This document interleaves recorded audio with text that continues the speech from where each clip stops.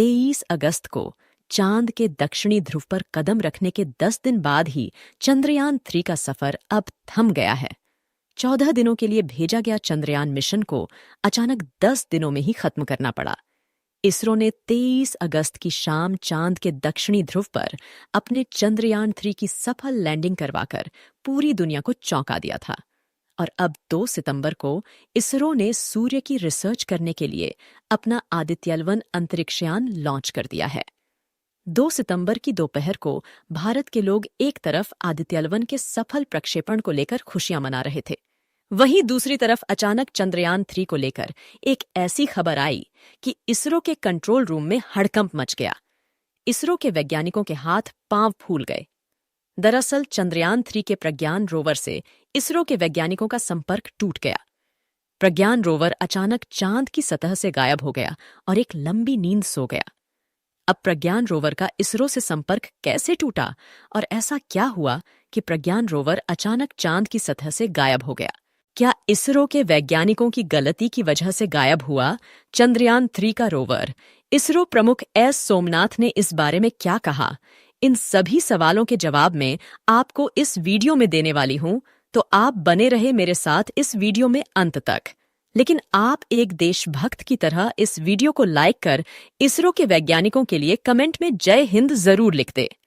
दरअसल दोस्तों, 23 अगस्त को चंद्रयान-3 ने जब चांद की सतह पर लैंड किया था, तब पूरी दुनिया ने चांद के दक्षिणी ध्रुव को पहली बार देखा था। इससे पहले पूरी दुनिया चांद के इस भाग से अनजान थी।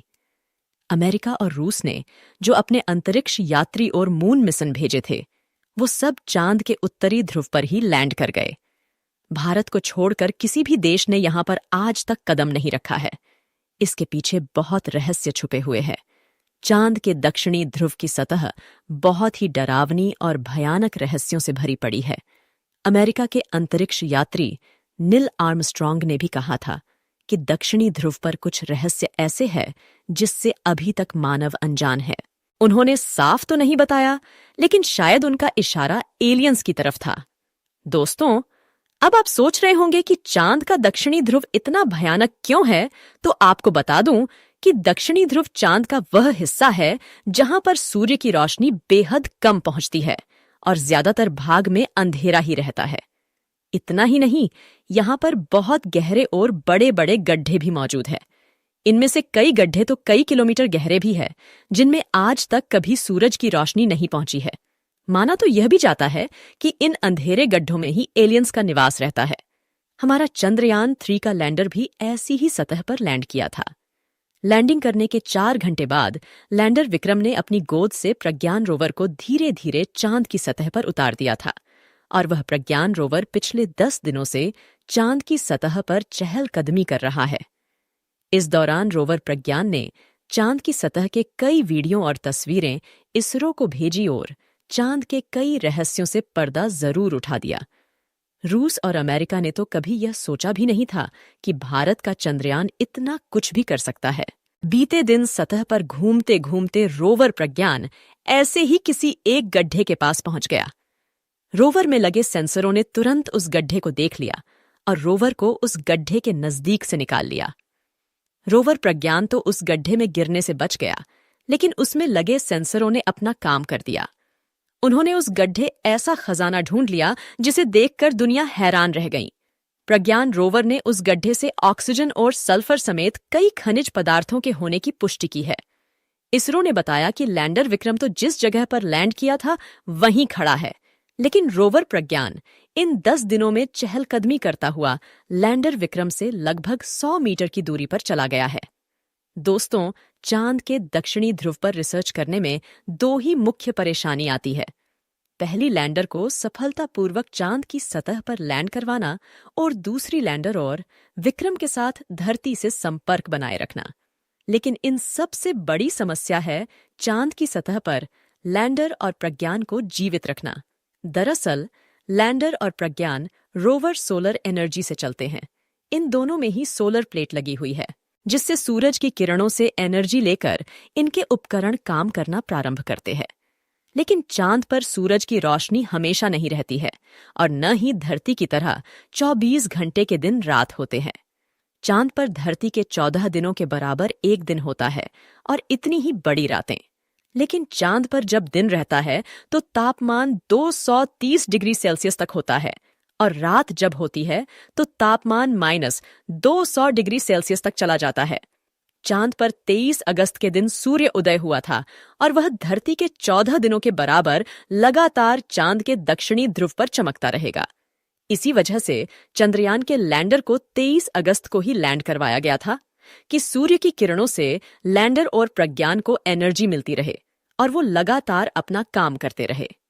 हुआ भी ऐसा ही। लैंडर और प्रज्ञान लगातार अपना काम कर रहे हैं, लेकिन अब इन्हें अपना काम रोकना पड़ेगा क्योंकि चांद की जिस सतह पर ये काम कर रहे हैं वहां से सूर्य की किरणें लगातार दूर होती जा रही है और अब वहां 14 दिन तक रात होने वाली है। जब सूर्य की रोशनी कम हो जाएगी तो चंद्रयान 3 के उपकरणों को एनर्जी नहीं मिलेगी, जिससे वे काम करना बंद कर देंगे।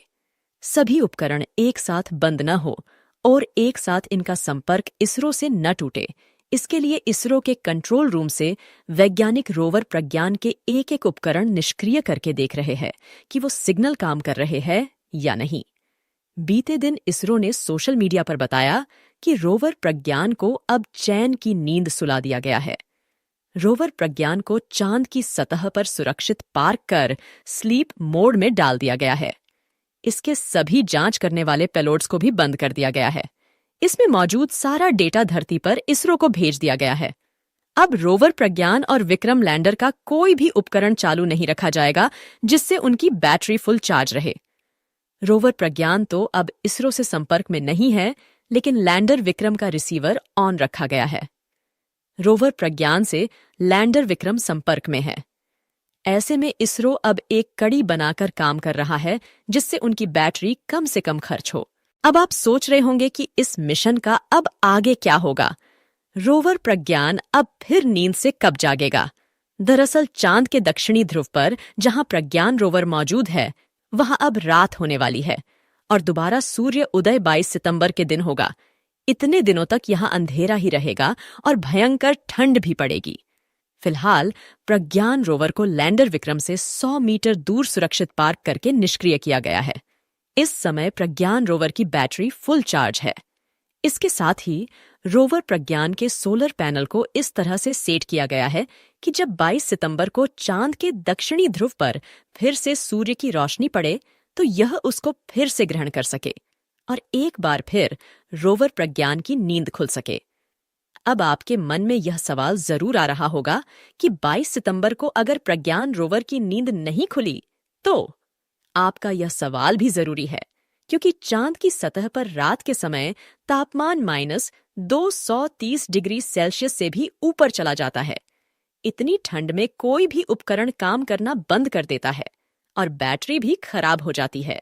ऐसे में आपके इस सवाल का जवाब इसरो प्रमुख एस सोमनाथ ने खुद देते हुए कहा कि अगर किसी कारणवश अगले सूर्योदय पर रोवर प्रज्ञान की नींद नहीं खुलती है, वह एक्टिव नहीं हो पाता है, तो इस हालत में यह भारत के चंद्र राजदूत की तरह हमेशा के लिए चांद की सतह पर मौजूद रहेगा।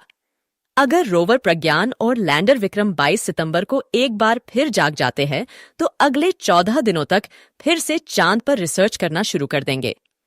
दोस्तों, आपकी दुआओं के बल पर ही चंद्रयान 3 ने 23 अगस्त को चांद की सतह पर सफल लैंडिंग की थी। अब एक बार फिर आप कमेंट बॉक्स में प्रार्थना करें कि जब चांद की सतह पर 22 सितंबर को सूर्य की रोशनी पड़े तो हमारा चंद्रयान 3 नींद से जाग जाए और फिर से काम करने लग जाए। इसरो के वैज्ञानिकों की मेहनत के लिए जय हिंद लिखना न भूले। अभी तक अगर आपने इस वीडियो को लाइक नहीं किया है तो लाइक जरूर कर दे और यह जानकारी अपने दोस्तों के साथ भी शेयर कर दे। आज के इस वीडियो में बस इतना ही। मिलते हैं जल्द ही अगले नॉलेजेबल और चंद्रयान 3 के नए अपडेट के साथ। तब तक के लिए आप इस चैनल को सब्सक्राइब कर बेल आइकन को भी दबा दे। वीडियो को अंत तक देखने के लिए आपका बहुत बहुत धन्यवाद। जय हिंद, जय इसरो।